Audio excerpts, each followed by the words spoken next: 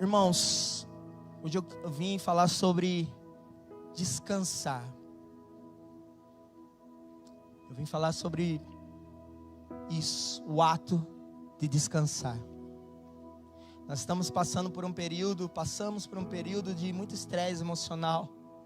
Alguns aqui brigaram com algumas pessoas, alguns tiveram alguns atritos aí, mas a gente está atravessando esse período e talvez você esteja cansado, porque a palavra de Deus diz assim que a nossa luta não é contra carne e nem sangue, mas é contra principados e potestades. As nossas lutas, elas não são carnais. As nossas lutas, elas são espirituais. É engraçado porque muita gente vive uma vida como se o lado espiritual não existisse. Às vezes o irmão Luiz, ele sempre traz uma pesquisa, e eu acho muito interessante essa pesquisa, e ao mesmo tempo assustadora. Que diz assim que apenas 5% das pessoas que se dizem cristãs têm um encontro diário com Deus. Ou seja, fazem a sua devocional diariamente, oram diariamente, falam com Deus diariamente, apenas 5%. Ou seja, a maioria esmagadora não tem esse hábito de se encontrar com Deus. Quando nós somos espírito, você e eu, nós somos espírito. Nós somos espírito, temos uma alma e habitamos num corpo. Só que a gente inverte a ordem. A gente sempre dá mais atenção para o corpo. Às vezes dá uma atenção para a alma e o espírito fica de lado. E às vezes nós não entendemos o que está acontecendo, porque que algumas coisas acontecem do jeito que estão acontecendo, mas às vezes é porque você não está dando atenção devida ao teu espírito, muito menos a tua alma. Você está muito preocupado com os padrões mundanos, com a tua natureza carnal, de satisfazer a tua carne, né? Comer bem, viver bem, ter uma casa grande, um carro bonito, mas o teu espírito e a tua alma estão sendo deixados de lado. 2 Coríntios 10, a partir do versículo 3, diz assim, do 3 ao 6, porque, embora andando na carne, não militamos segundo a carne, nós não lutamos segundo a carne, nós não batalhamos segundo a carne, nós não guerreamos segundo a carne. Porque as armas da nossa milícia, da nossa guerra, não são carnais, e sim poderosas em Deus, para destruir fortalezas, anulando nós sofismas, mentiras, e toda altivez, toda arrogância que se levante contra o conhecimento de Deus, e levando cativo todo pensamento à obediência de Cristo, estando prontos para punir toda a desobediência, uma vez completa a vossa submissão. Versículo 5, volta lá, Gé, para mim. E toda altivez que se levante contra o conhecimento de Deus, levando cativo todo pensamento à obediência de Cristo. Sabe onde estão os teus pensamentos? Sabe onde estão as tuas emoções? Sabe onde estão os teus sentimentos? Eles estão na tua alma. Nós somos alma, nós somos espírito, temos uma alma e habitamos num corpo. Veja bem, a tua alma, ela está entre o teu espírito e a tua carne. E é como se fosse aqueles desenhos animados, sabe? O teu espírito está falando para você, ó, você precisa buscar Deus. Você precisa buscar Deus. Você precisa escutar Deus. Você precisa fazer o bem. Você precisa fazer aquilo que alegra o Senhor. Você sabe o que tem que ser feito, você sabe o que é certo. Você tem que fazer sempre o certo, não o errado. E a tua carne está sempre priorizando o prazer imediato. Não faz isso não, cara. Faz isso não. Vem aqui, vamos fazer isso. E a tua alma está ali no meio dessa guerra, entre o teu espírito e a tua carne. E você está lá com os teus pensamentos, com as tuas emoções. O Espírito está testificando dentro de você o que é para ser feito. Porque o nosso espírito Nós entendemos que somos filhos de Deus quando o nosso espírito testifica com o Espírito de Deus, o Espírito Santo, testifica dentro de nós, no nosso espírito, que nós somos filhos de Deus. Algumas pessoas têm um espírito de Deus dentro de você, mas a sua alma só está escutando a tua carne. Não adianta você escutar todas as palavras que você vem e escuta aqui na igreja, que você vai ser abençoado, que a tua família vai ser abençoada. Mas se dentro da tua alma, nos teus pensamentos, você não acreditar que Deus tem uma bênção para você, que as portas serão abertas, porque Ele pode fazer todas as coisas, que o rio de Deus está fluindo nesse lugar e você pode ser liberto, pode ser curado, pode ser abençoado. Se você não acreditar nisso, você não vai viver as promessas de Deus para você. Nós temos que chegar aqui, por isso que a palavra de Deus diz assim, que nós temos que ter o nosso culto com entendimento. Nós temos que ter o nosso culto racional, entendendo o que nós estamos fazendo, entendendo que nós estamos aqui recebendo a palavra de Deus, e que essa palavra de Deus faz sentido, porque existe um Filho de Deus que veio até aqui na terra, morreu naquela cruz, e ao terceiro dia Ele ressuscitou para nos salvar, e com Ele deu vida, e nos deu vida em abundância. Amém, legal, só que você vai sair daqui e a tua carne vai falar para você: olha a sua vida do jeito que está. Você está acreditando no que Ele está falando lá? Sabe qual é a arma que o diabo tem contra você? A arma mais eficaz dele é a mentira. A mentira. Desde quando nós nascemos até hoje, nós somos bombardeados com mentiras. Quando na tua infância você foi bombardeado com mentiras. Talvez o teu pai, a tua mãe falou que você não era capaz, que você não merecia nada. Você se sentiu rejeitado, se sentiu abandonado, se sentiu largado. Talvez alguém que você esperava que te amasse, que te respeitasse, que cuidasse de você, fez totalmente o contrário. Você confiou numa pessoa e ela te abandonou. Então esse trauma vem refletindo na sua vida até hoje. E aí quando você vem na igreja, recebe a palavra, é equipado com a palavra de Deus. De repente na tua mente, na tua alma, isso fica voltando. Então você não consegue fazer, não consegue viver aquilo que a palavra de Deus quer que você viva. Sabe, irmãos, nós devemos ter o nosso culto com entendimento, o nosso culto racional. E eu creio que você vai sair daqui diferente nessa noite. Eu creio que você vai sair daqui mudado, não porque o Felipe está falando, mas é porque a palavra de Deus diz isso. Que Ele tem sonhos, tem planos, tem pensamentos sobre a nossa vida, maiores do que você imagina. Talvez você tenha planos, e você foi lá e arquitetou seu plano, escreveu os seus objetivos, o que você queria. E assim, o teu sonho, ele é tão grande que vai até o teto só. Mas os sonhos de Deus para a nossa vida são muito maiores do que aqueles que nós pensamos. Deus, Ele quer fazer... Sabe por que Ele quer te abençoar? Porque quando Ele abençoa você, o nome dEle é glorificado.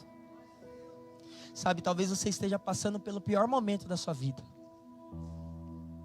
Talvez você esteja passando por um momento que você nunca imaginou passar na sua vida, porque não foi esse o plano.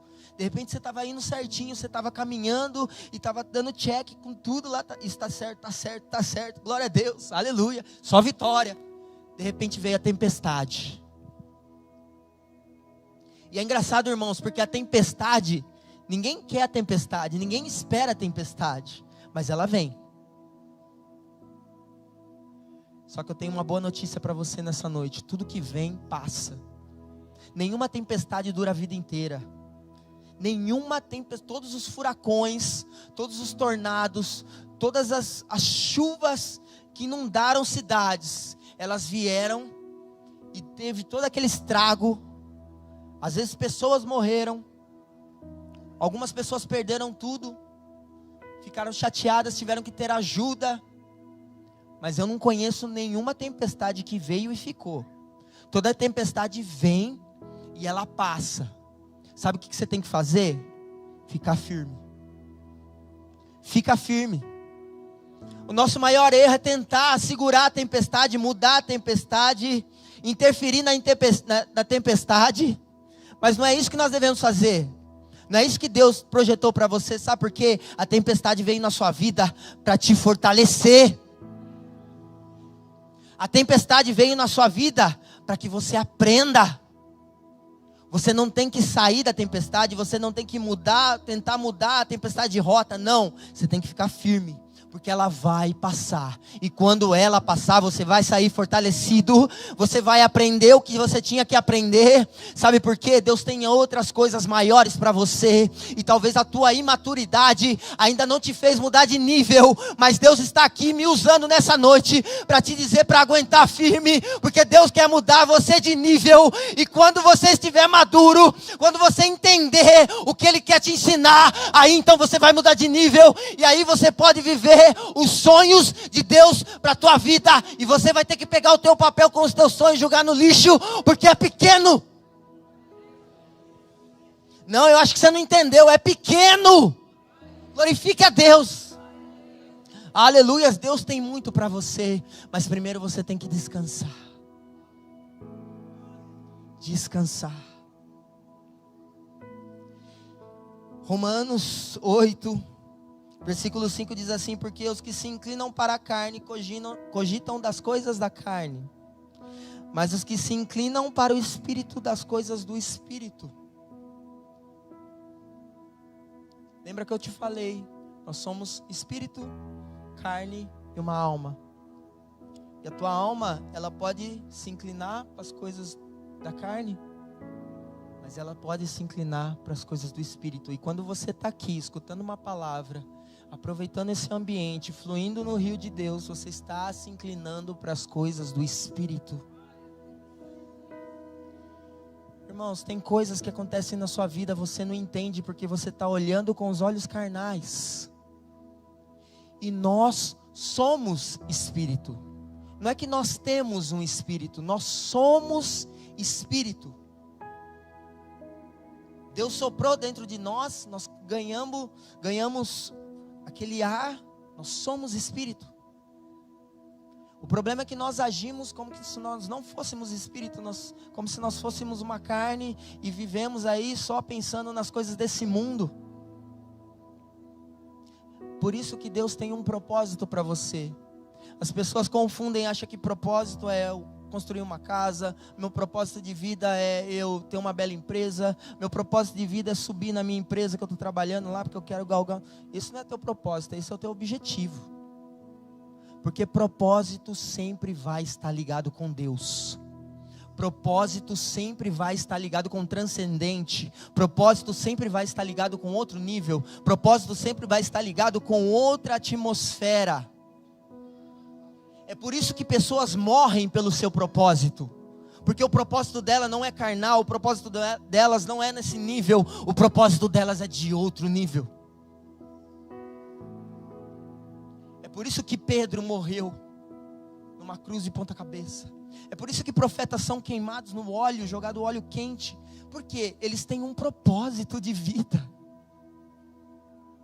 E quando eles estão ali naquele sofrimento, estão ali passando por tudo, eles estão glorificando a Deus, porque eles estão cumprindo o propósito. Propósito não tem a ver com prazer, irmãos.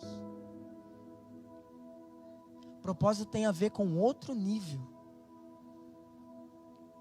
Mas, como eu disse, às vezes nós não prestamos atenção na nossa alma. Nós estamos vivendo o nosso propósito, estamos vivendo aqui, e há uma luta entre nós. E às vezes nós nos cansamos de lutar. Talvez você esteja cansado de lutar. Talvez você esteja cansado dessa luta, desse problema.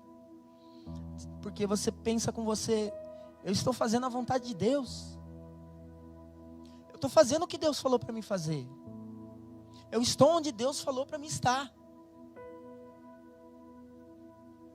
Mas mesmo assim as coisas não estão fazendo sentido para você. Deixa eu falar uma coisa para você. Você tem que parar de pegar lutas que não são para você. Você tem que parar de assumir problemas que não são seus. É por isso que você está cansado. O que nós estamos aqui vivendo é uma maratona, não é uma corrida de 100 metros. Você está saindo correndo desesperado. Você saiu correndo que nem pensando que era logo ali, mas não é logo ali. O que nós estamos passando aqui nessa vida é uma maratona. Você tem que dosar o seu pace. Existe uma hora que você vai acelerar e existe uma hora que você vai descansar. E Deus nos mostra isso na palavra dele. A palavra de Deus nos ensina que tem hora que nós devemos descansar. Sabe onde nós vemos isso? Na história de Elias, o profeta, um dos maiores.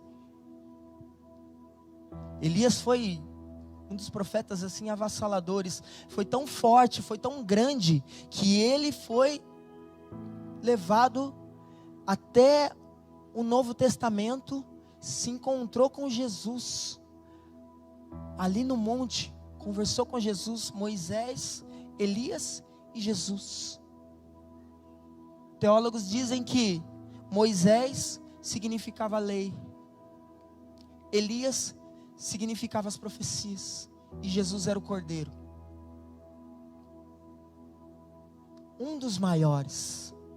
Elias fez coisas absurdas. Ele aparece lá em 2 Reis, a partir do capítulo 17, de repente. A Bíblia não conta a história dele, só ele se aparece. E ele chega para Acabe, rei de Israel, reino do norte.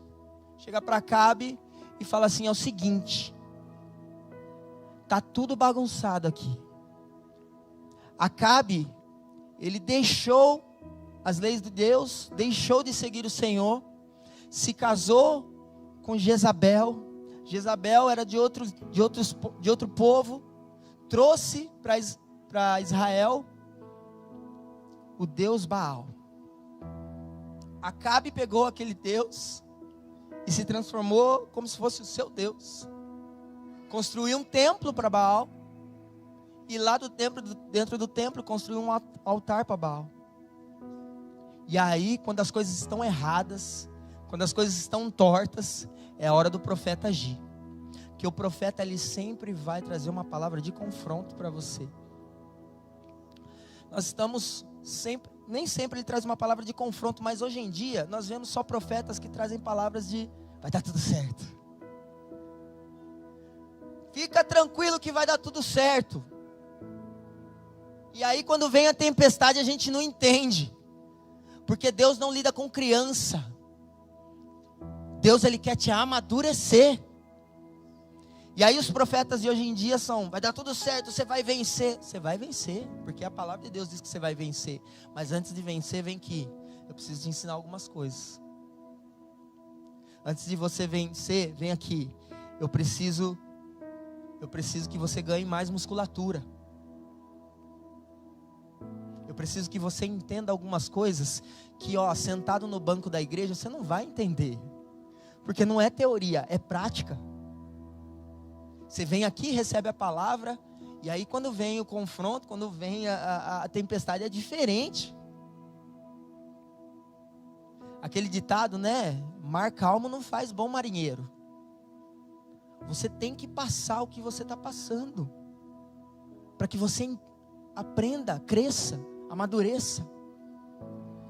E quando Acabe estava fazendo tudo aquilo de errado, Elias chegou e falou para ele: tá tudo errado, é o seguinte, Deus vai mandar uma grande seca aqui. Deus vai mandar uma seca. E aquele povo ficou durante 3 anos e meio sem uma gota de água do céu. E a palavra de Deus diz assim, que nem orvalho caía durante a noite. 3 anos e meio.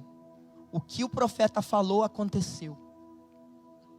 E ele saindo dali, no mesmo capítulo 17, diz assim, que ele se encontrou, Deus falou assim, vai e encontra com uma mulher. Ele foi e se encontrou com uma mulher, uma viúva, naquele tempo de seca. E ele falou assim, vai e eu vou ordenar ela que ela te alimente. Você fala para ela que ela tem que te alimentar. Uma viúva, irmãos, naquela sociedade, deixa eu falar para você, quem trabalhava lá era homem, mulher, o valor da mulher era lá embaixo. Só servia para procriar. Sociedade totalmente machista. Uma viúva era quase que morte, porque ela não ia trabalhar, estava seca, não tinha nem para quem pedir comida. E ela falou assim: eu não tenho comida para te dar, profeta. Mas ele era profeta de Deus. Ele falou assim: é o seguinte, você vai me dar e vai brotar farinha, vai brotar azeite. E ela começou a fazer aquele pão para ele, e realmente da botija dela brotava. O profeta falou. O profeta falou e aconteceu. Assim, Elias era avassalador. Só que tem o seguinte, o filho dessa mulher morreu. Ela era uma viúva, tinha um filho. Ela falou assim, ó: nesse tempo de seca, eu vou fazer o que tem aqui de sobra, nós vamos comer, depois nós vamos morrer. O profeta falou: não, vai brotar. Brotou. Só que depois veio outro problema. O filho dela morreu. Ela chegou para o profeta e falou assim: o que está acontecendo? Você veio aqui, abençoou a minha vida, agora meu filho morreu? O profeta falou: fica tranquilo, porque ele vai ressuscitar. Era o profeta. O que aconteceu? Ressuscitou. Porque quando o profeta fala, acontece. E a mulher então falou, lá no capítulo 17, ela fala assim, ó: então a mulher disse a Elias: nisto conheço agora que tu és homem de Deus, e que a palavra do Senhor na tua boca é verdade. O que você fala acontece. Depois disso, Elias voltou para Acabe, falou assim: é o seguinte, ainda está tudo bagunçado, vocês estão adorando esse Deus Baal aí. Seguinte, junta, porque assim, Acabe tinha mandado matar vários profetas. Os profetas do Senhor, Acabe tinha mandado matar, só ficou Elias. E Elias era corajoso. Deus falou para ele: vai lá e enfrenta. Ele foi lá e enfrentou e falou assim: chama todos os 450 profetas que você tem aí desse Deus Baal. Nós vamos fazer aqui, ver quem que é o Deus que responde mesmo. Você vai fazer um altar para o seu Deus, eu vou fazer um altar para o meu Deus. E o Deus que responder com fogo, esse é o Deus de verdade. E a palavra de Deus diz assim, que Deus respondeu. Os profetas de Baal, são 450 profetas, ficaram lá o dia inteiro, clamando, Baal, nada. O fogo não desceu, o sacrifício ficou lá. Quando foi a vez, e ainda a palavra de Deus diz assim, que Elias até zombou, falou assim, ó: grita mais alto, porque vai que ele está dormindo, ou está meditando, ou está atendendo outra pessoa. A hora que chegou a vez de Elias, falou assim: dá licença. Colocou até água, para ficar mais difícil. Colocou 12 pedras, simbolizando as tribos de Israel, e clamou ao Senhor, e o Senhor veio, e o fogo desceu, e consumiu até a pedra. Você já viu o fogo consumir pedra? A palavra de Deus diz assim, que consumiu até a pedra. Era o profeta, era o cara, estava fluindo no rio. E a palavra de Deus diz assim, que após isso, o profeta orou e voltou a chover. Ele orou, falou assim para o moço dele: vai lá ver se você está vendo alguma coisa no céu. O moço foi lá: não estou vendo nada. Ele falou: volta lá, eu estou orando aqui, volta lá para você ver se você não acha, se você não vê nenhuma. 7 vezes. O moço dele ia, voltava, o ajudante dele ia, voltava. Na 7ª, o ajudante falou assim: ó, estou vendo uma nuvem do tamanho da mão de um homem. Irmãos, era o sinal. O resto, diz que caiu grande chuva. Ele estava fluindo, o profeta estava trabalhando, estava fazendo, o que Deus estava falando, ele estava fazendo. Só que teve uma coisa que aconteceu. Lá em 1 Reis, no capítulo 19, a gente vai ler um bom trecho aqui, do 1 ao 18. Diz assim: Acabe, que era o rei de Israel naquela época, fez saber a Jezabel, que era a mulher que tinha trazido os reis, que tinha trazido os deuses, que trouxe Baal. Acabe fez saber a Jezabel tudo quanto Elias havia feito, e como matara todos os profetas à espada. Então Jezabel mandou um mensageiro a Elias a dizer-lhe: façam-me os deuses como como lhes aprouver, se amanhã a estas horas não fizer eu a tua vida como fizestes a cada um deles. Temendo, pois, Elias levantou-se e para salvar a sua vida se foi e chegou a Bérseba, que pertence a Judá, e ali deixou o seu moço. Parar aqui um pouquinho. A Bíblia diz aqui que Elias temeu a palavra de uma mulher. Elias temeu a palavra de uma mulher. O mesmo profeta que tinha matado 450 profetas de Baal. O mesmo profeta que tinha vivido todas aquelas maravilhas que eu contei aqui para você, que tinha feito tudo aquilo. Que sabia o Deus que servia, que conhecia o Deus que servia, que fazia o que fazia pela ordem de Deus. De repente uma mulher falou para ele que amanhã a essas horas você vai morrer. Ele temeu.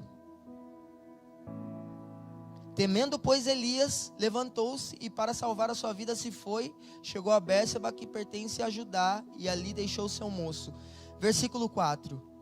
Ele mesmo, porém, se foi ao deserto, caminho de um dia, e veio e se assentou debaixo de um zimbro, uma árvore, e pediu para si a morte e disse: basta, toma agora, ó Senhor, a minha alma, pois não sou melhor do que meus pais. E deitou-se e dormiu debaixo do zimbro. Eis que o anjo o tocou e lhe disse: levanta-te e come.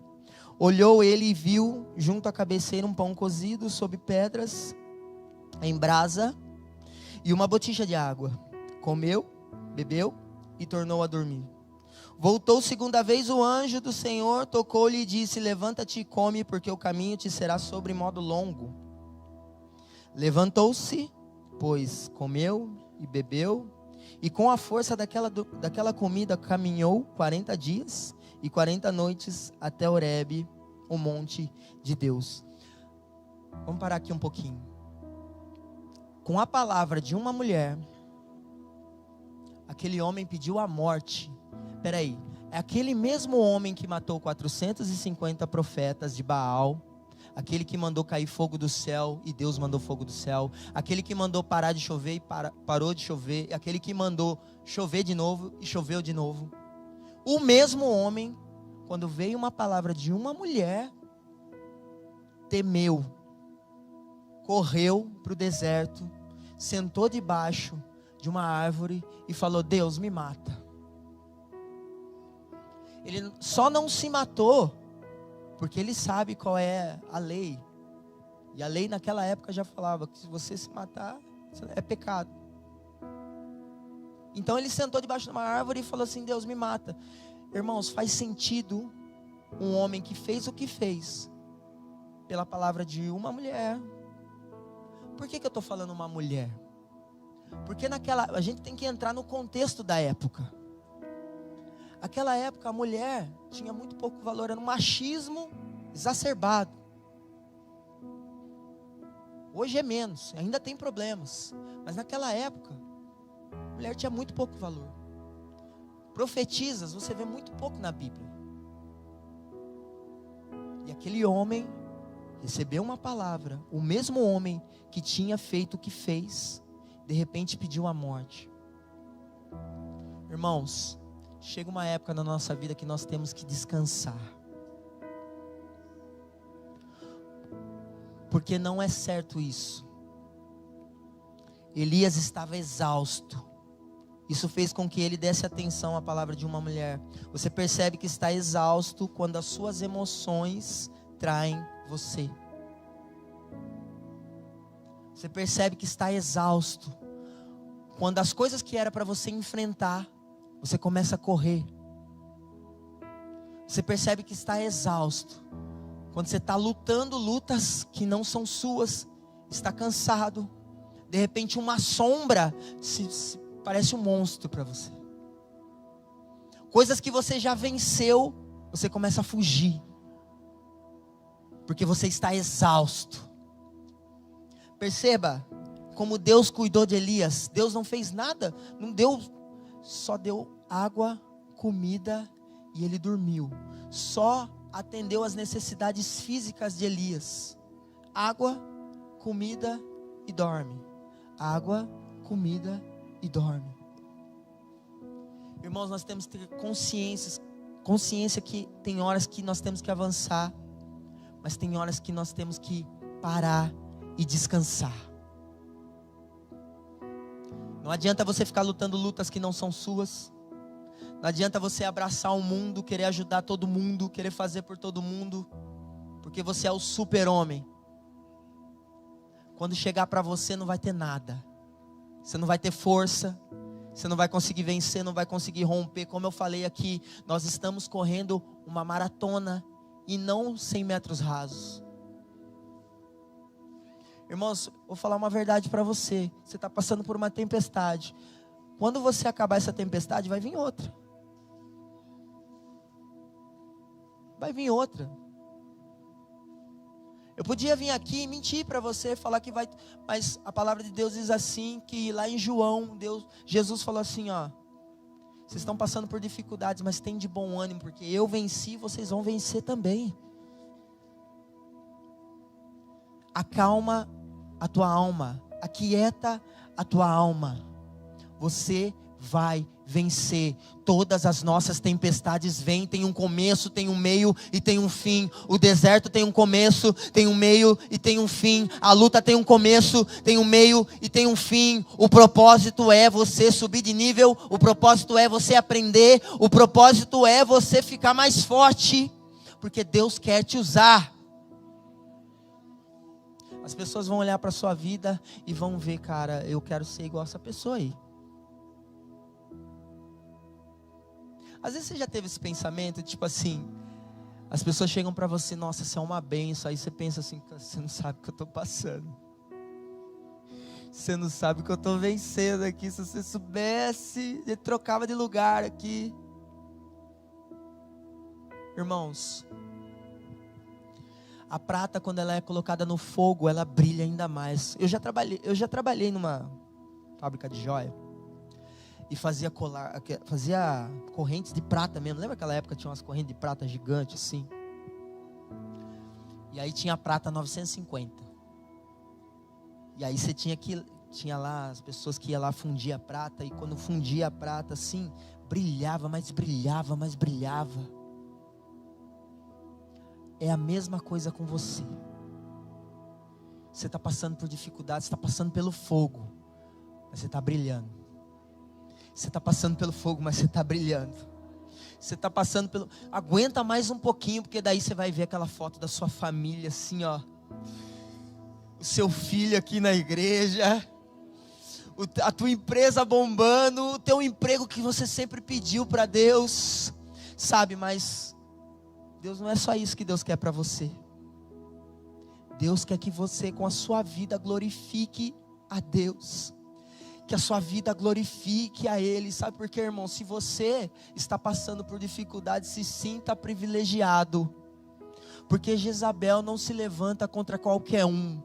Jezabel se levanta com aqueles que podem mudar a história de Israel. Você não entendeu?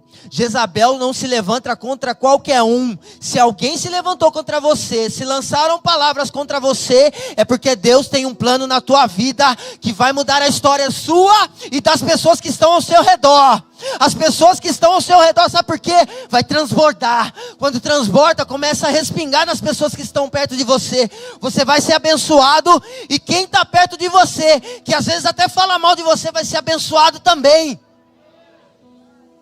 O plano de Deus é perfeito.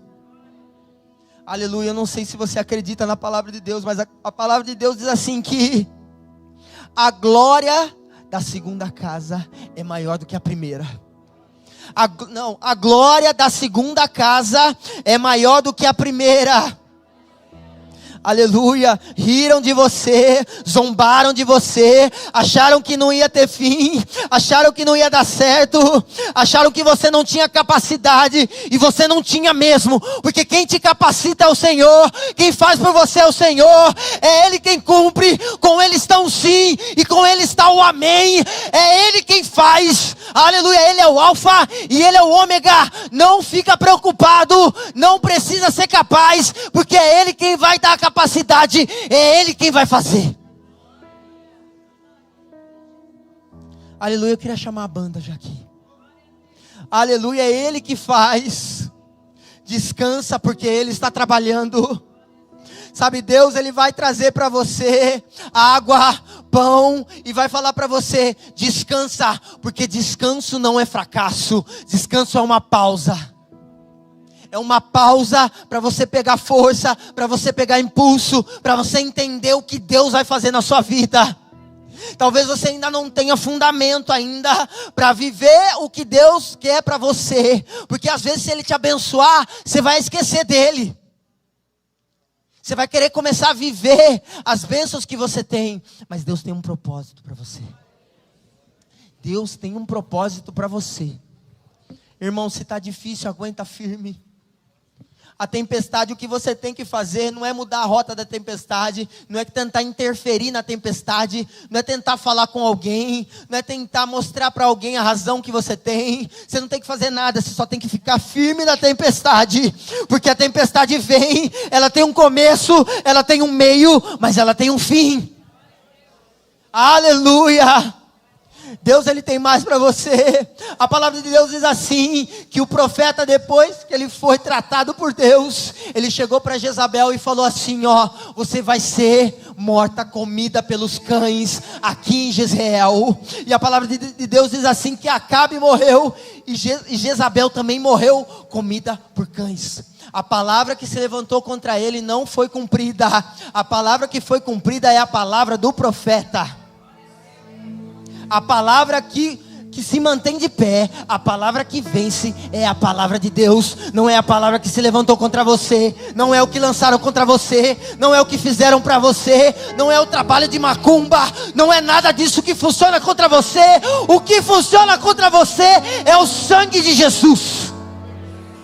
É o sangue de Jesus que vence, é o sangue de Jesus que rompe, é por Ele, é para Ele que são todas as coisas. Sai daqui com essa palavra. Quantos creem que vão romper? Quantos creem na palavra do profeta? Quantos creem que Deus tem mais para você? Quantos creem que Deus vai fazer? Você não vai fazer nada, você vai ficar parado. A tempestade vai passar, o dia vai raiar, o dia vai raiar. O choro dura uma noite, mas a alegria vem pela manhã. Aleluia, se coloque de pé, igreja. Se coloque de pé, você que crê na palavra, você que crê que Deus pode fazer alguma coisa. Aleluia, declare isso.